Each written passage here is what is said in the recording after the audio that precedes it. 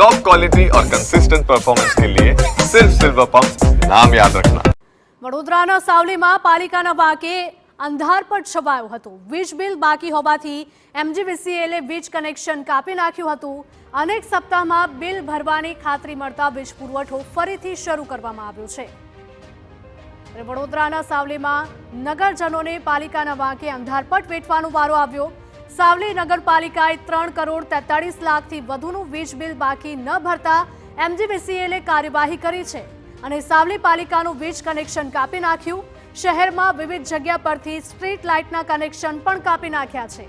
સાવલી પાલિકા ચીફ ઓફિસરને ધારાસભ્ય કેતન ઇનામદારે 10 લાખ ભરી દેવા માટે ટકોર કરી હતી। તેમ છતાં વીજ બિલ ન ભરતા MGVCL વીજ પુરવઠો કાપ્યો છે।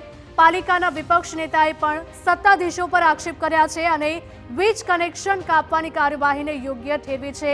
સાવલી નગરપાલિકાને 3 કરોડથી વધુનું વીજ બિલ ભરવાનું બાકી છે, જેમાં 83 લાખ સ્ટ્રીટ લાઇટનું, જ્યારે વોટર વર્કર્સ વિભાગનું 1 કરોડ 90 લાખ અને કોમર્શિયલ વિભાગનું 69 લાખ વીજ બિલ ભરવાનું બાકી છે।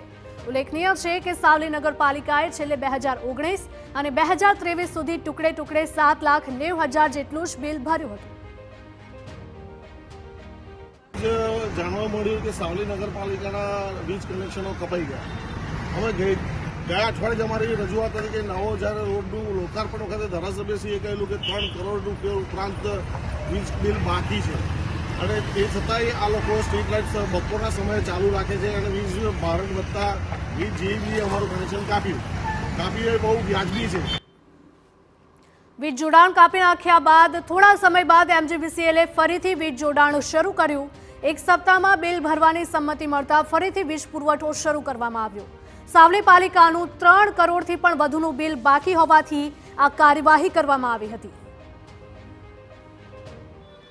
અગાઉ ગઈકાલે પણ સ્ટ્રીટ લાઇટના 4-5 કનેક્શન કાપેલા, પણ એ લોકોએ જાતે ચાલુ કરી દીધું। કોને જોઈન કર્યા એ કનેક્શન? એમના હેલ્પરોએ। કોના હેલ્પર પણ? સ્ટ્રીટ નગરપાલિકાના। કઈ નગરપાલિકાના? સાવલી।